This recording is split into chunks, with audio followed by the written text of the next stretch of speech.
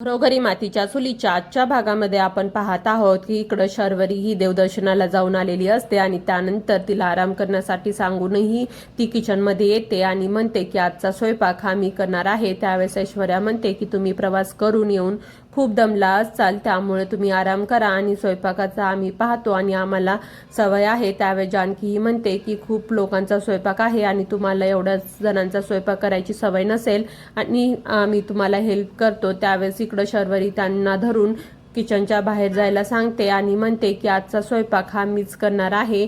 आणि इकडे जानकी विचार करत असते की आजपर्यंत शर्वरी ही कधीच किचनमध्ये आलेली नाही आणि जर तिला विक्रांतचा मोबाईल सापडला तर घरामध्ये खूप मोठा तमाशा होईल। त्यानंतर इकडं शर्वरी ही स्वयंपाकाला लागते। त्यावेळेस इकडं ऐश्वर्या म्हणते की तांदळाच्या डब्यामध्येच विक्रांतचा मोबाईल मी ठेवला आहे। त्यावेळेस इकडं जानकी म्हणते की तुला तांदळाच्या डब्यामध्ये ठेवायला कोण सांगितलं होतं आणि ती तर आता राईस करणार आहे। त्यावेळेस इकडं जानकी म्हणते की आपल्यालाच काहीतरी करायला लागेल आणि नाहीतर तिचा काहीतरी प्लॅन असेल। तेवढ्यामध्ये जानकी ही किचनमध्ये जाते आणि शर्वरीला म्हणते की त्या डब्यामध्ये तर तांदूळच नाही आहेत आणि ऐश्वर्याला बोलून म्हणते की तुला सांगितलं होतं ना की तांदूळ संपले आहेत आणि डब्बा तांदळाचा भरून घेऊन ये, म्हणून ऐश्वर्याला बोलून तांदळाचा डब्बा तिच्याद्वारे पाठवून लावते। आणि इकडं जानकी ही शर्वरीला मदत करते आणि म्हणते की डाळ ही जर भिजत ठेवली आणि नंतर जर ते डाळ केली तर ती खूप छान शिजते आणि लसणाच्या फोडणीचं वरण हे ओवीलाही खूप आवडतं। त्यानंतर इकडं ऐश्वर्या ही तांदळाचा डब्बा घेऊन येते आणि त्यामध्ये असलेला मोबाईल आणि चार्जर हे एका ड्रॉवरमध्ये लपून ठेवते आणि तिथे असलेल्या डब्यामधून तांदूळ काढून घेते आणि तो डब्बा घेऊन किचनमध्ये जाते आणि जानकीला म्हणते की मी तांदूळ घेऊन आलेली आहे आणि तिला इशाऱ्याने सांगते की मी मोबाईलही व्यवस्थित ठेवला आहे। त्यानंतर इकडं शर्वरी ही ऐश्वर्याला आणि जानकीला म्हणते की तुम्ही इथून जावा आणि मी स्वयंपाक करते। त्यानंतर इकडं ऐश्वर्या आणि जानकी अवंतिका तिच्या रूममध्ये येतात आणि मोबाईल चार्ज करण्याचा प्रयत्न करतात, पण चार्जर हा लूज असल्यामुळे मोबाईल काही चार्जच होत नाही आणि ज्यावेळेस तो मोबाईल हाताला धरून थांबला जातो त्यावेळेस तो मोबाईलला चार्जिंग होते आणि त्यानंतर त्यावरती फेस लॉक येतं। त्यावेळेस जानकी म्हणते की यावरती तर विक्रांतरावांचा फेस लॉक आहे, त्यावेळेस तो कसा ओपन करायचा। त्यावेळेस इकडं ऐश्वर्या म्हणते की हा विक्रांतचा फेस लॉक असेल असं मला वाटत नाही, कारण की इतकी दिवस शर्वरीकडे हा मोबाईल होता आणि मला वाटतं की तिचाच हा फेस लॉक आहे।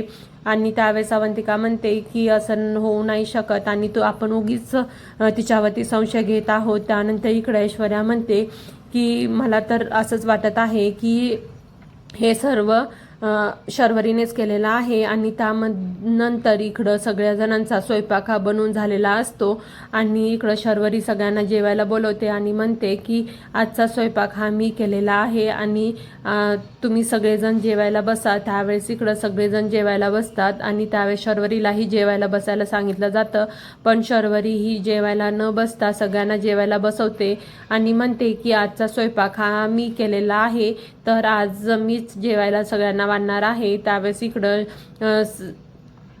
सौमित्र म्हणतो की तुला तर स्वयंपाक करायला आवडत नाही आणि आज तर तू स्वयंपाक केलास आणि परत सगळ्यांना जेवायलाही वाढत आहेस, काय बात आहे। आणि त्यावेळेस इकडं जानकीला वाटत असते की शर्वरीने या जेवणामध्ये काही मिसळलं तर नसेल ना, आणि ऐश्वर्या म्हणते जर ती नवऱ्याला मारू शकते तर ती काही करू शकते। त्यानंतर इकडं सारंग हे जेवत असतात, तेवढ्यामध्ये जानकी त्यांना थांबवते आणि म्हणते की हा मान तर नव्या जोडप्याचा आहे आणि इकडं राहुल आणि शर्वरीला एकमेकांना घास भरवायला लावतात आणि ते दोघंही म्हणतात की याची काहीच गरज नाही आहे आणि आता सगळं विधी वगैरे झालेले आहेत आणि आपण जेवण करूया। त्यावेळेस शर्वरी ही नको म्हणत असते, पण आईंच्या हट्टापायी शर्वरी म्हणते की ठीक आहे मी काही जेवण करत नाही, पण मी थांबूनच एखादा घास खाते आणि सौमित्रला जागेवरच बसायला सांगते। त्यानंतर इकडं राहुलला शर्वरी घास भरवते आणि त्यानंतर इकडं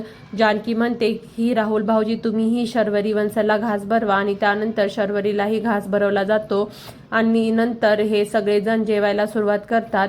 त्यावेळेस आई म्हणतात की खरंच जेवण हे खूप छान झालेलं आहे, आणि तेवढ्यामध्ये बेल वाजते आणि ऐश्वर्याने पार्सल ऑर्डर केलेलं असतं ते आलेलं असतं. त्यावेळेस ऐश्वर्या म्हणते की पार्सल आलं.